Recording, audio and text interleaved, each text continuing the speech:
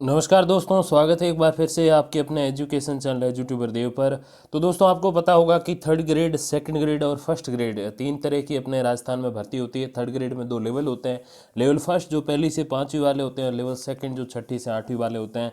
फिर second grade की बात करें तो वो 9-10 को पढ़ाते हैं। हालांकि उससे ऊपर और डाउन वाली क्लासेस को भी पढ़ा सकते हैं, कोई दिक्कत नहीं। वहाँ फिर वो देखा जाता है कि पद कितने हैं और कैसे कैसे उस पर टीचर्स लगे हुए हैं। और फर्स्ट ग्रेड की बात करें तो मोस्टली वो उच्च माध्यमिक जो विद्यालय होते हैं, 11th-12th के जो बच्चे होते हैं उनको पढ़ाते हैं। वो उससे नीचे वालों को पढ़ा सकते हैं, वो कोई ऐसा नियम नहीं है कि बस वो फिक्स उन्हीं को पढ़ाएंगे। तो ये सारी एक प्रोसेस रहती है अपने राजस्थान में सीधी भर्तियों की। इसके अलावा दोस्तों, आपको पता हो तो आपने एचएम भर्ती, हेडमास्टर भर्ती के बारे में भी सुना होगा कि हेडमास्टर भी जो है डायरेक्ट रिक्रूट किए जाते हैं। अभी संस्कृत विभाग की वैकेंसी भी आई हुई है। और इससे पहले 2018, अगर मैं गलत नहीं हूँ, उसमें एचएम की वैकेंसी आई थी, जिसमें बीएड के साथ जो है आपके 5 साल का टीचिंग एक्सपीरियंस मांगते हैं। तो उसमें भी डायरेक्ट रिक्रूटमेंट होती है। लेकिन इसके अलावा दोस्तों, इन जो ये जो विद्यालय है, चाहे वो प्राथमिक, उच्च प्राथमिक, माध्यमिक या उच्च माध्यमिक होते हैं, तो इनमें एक और पद होता है दोस्तों, प्रिंसिपल का पद। अभी कुछ दिन पहले एक वाइस प्रिंसिपल यानी कि उप प्रधानाचार्य का पद भी जो है सृजित किया गया है।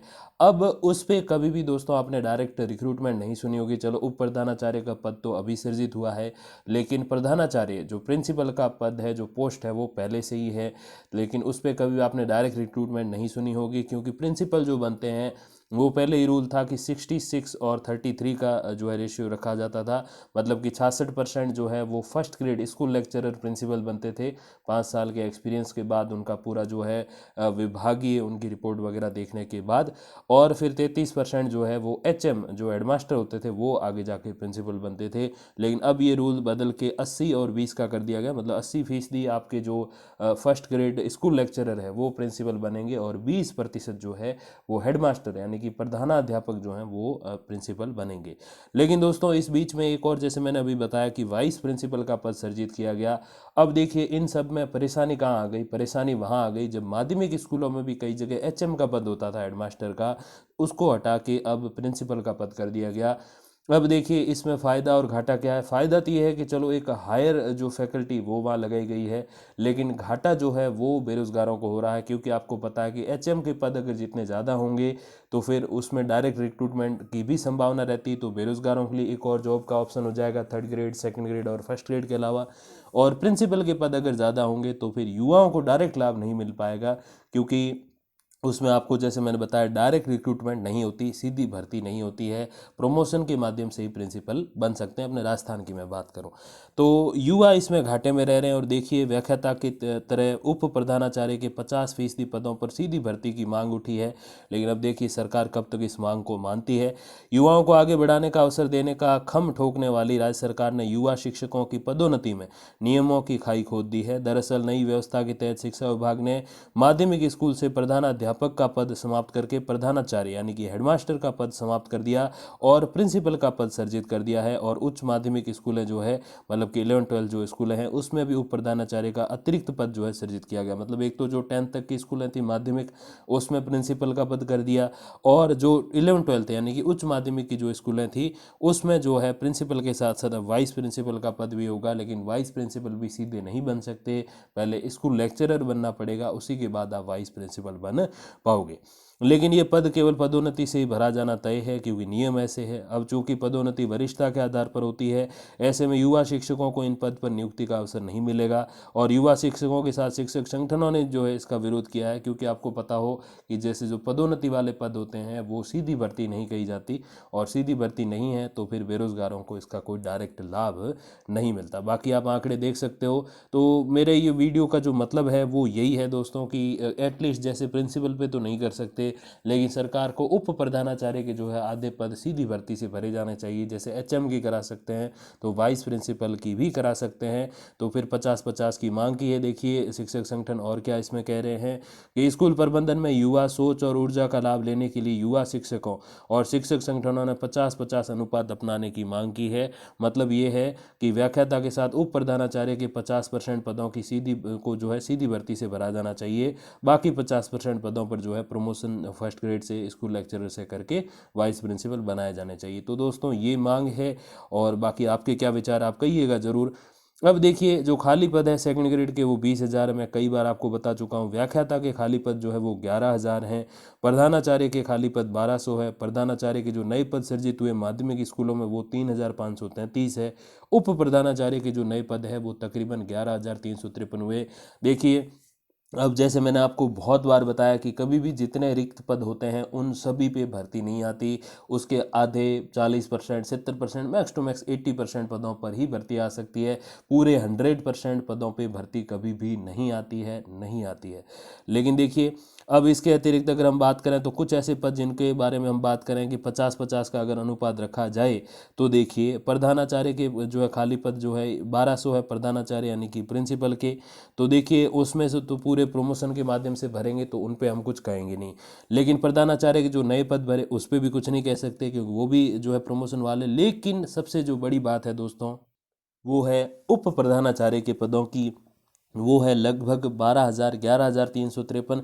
अब देखिए ये 50-50 का यहाँ रेशियो रखा जाए, मतलब कि फर्स्ट ग्रेड स्कूल लेक्चरर को 50% प्रमोशन के माध्यम से उप प्रधानाचार्य बनाए और 50% जो है नई भर्ती निकाली जाए, तो देखिए यहाँ पर भी 5 से 6 हज़ार पदों पे भर्ती हो सकती है।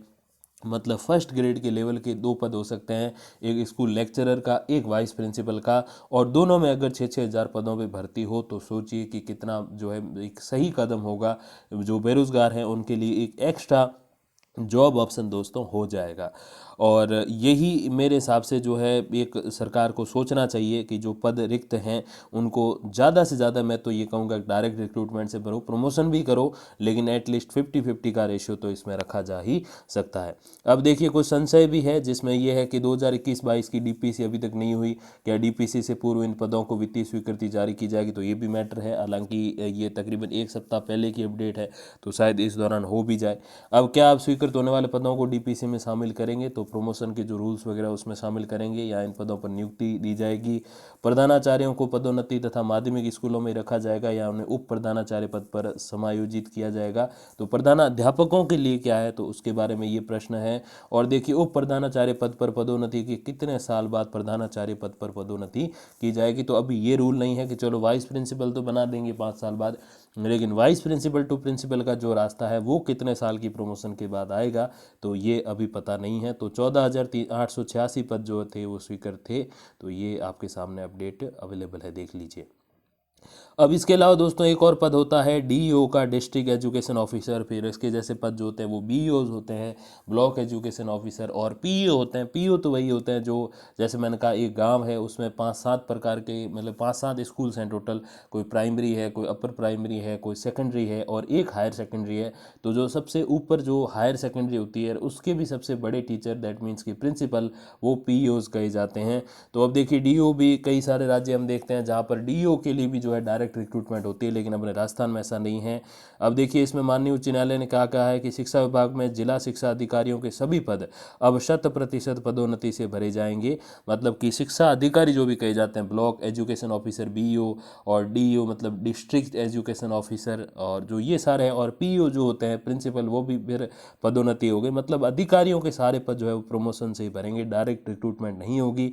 अब इस पर हाईकोर्ट ने भी सरकार के राजस्थान शैक्षणिक सेवा नियम 2021 के बारे में मोहर लगा दी है। तो माननीय उच्च न्यायालय का भी सपोर्ट जो है मिल गया है शिक्षा विभाग को। तो अब इसमें डायरेक्ट रिक्रूटमेंट के कोई चांस ज़्यादा नज़र नहीं आ रहे। बाकी देखिए राजस्थान हाईकोर्ट में एक याचिका दायर हुई थी जिसमें 50% पद सीधी भर्ती से करने के निर्देश देने की जो है याचिका दायर की थी, लेकिन इस पर तो कोई बड़ा निर्णय आया नहीं और सरकार का पक्ष ले लिया माननीय उच्च न्यायालय ने। तो फिर अब 100% ये जो अधिकारियों वाले पद है वो जो है प्रमोशन से भरे जाएंगे, सीधी भर्ती से नहीं भरे जाएंगे। अब दोस्तों एक और चीज़ मैं आपको इसमें बता दूं, जैसे हमने बात की वाइस प्रिंसिपल की, तो हाँ वो भी एक अधिकारी वाली कैटेगरी हो गए, लेकिन अधिकारी से एक लेवल नीचे है। तो मैं समझता हूँ कि वाइस प्रिंसिपल का अगर ऐसा कोई आदेश आए कि डायरेक्ट रिक्रूटमेंट से पद भरेंगे, तो मैं समझता हूँ कि बहुत ही बढ़िया निर्णय हो सकता है। और जैसे अभी हमने देखा कि तकरीबन 5 से 6 हज़ार पद एक्स्ट्रा जुड़ सकते हैं फर्स्ट ग्रेड लेवल की भर्ती में, तो ये बहुत बढ़िया कदम हो सकता है। बाकी दोस्तों देखिए अब इस पर इन नियर फ्यूचर कोई भी अपडेट वगैरह आएगी, विशेषकर देखो अब इनमें तो अधिकारियों वाले मतलब प्रिंसिपल, पीईओ, बीईओ और डीईओ के संबंध में तो आनी है नहीं, लेकिन अगर वाइस प्रिंसिपल के संबंध में कोई निर्णय होता है तो वो जानकारी मैं आप तक पहुंचा दूंगा वीडियोज़ और कम्युनिटी पोस्ट के माध्यम से। और तब तक के लिए कई सारे बच्चे सोचेंगे भी कि क्या करें सर, वेट करें, तो मैं आपको सीधी बात बताना चाहूँगा कि वेट मत कीजिए। पीजी है आपके पास और बीएड है तो आप लग जाइए स्कूल लेक्चरर की तैयारी में। और आपके पास मास्टर्स मतलब पीजी है और साथ में बीएड नहीं है, नेट है, तो आप लग जाइए कॉलेज लेक्चरशिप की तैयारी में। अब वेट किसी का मत कीजिए, अगर अगर आपको वाइस प्रिंसिपल भी बनना है तो बन जाओगे 5 साल बाद प्रमोशन के माध्यम से। खूब सारी जो है हायर सेकेंडरी स्कूल्स हैं तो बेटर आपके पास चांस रहेगा।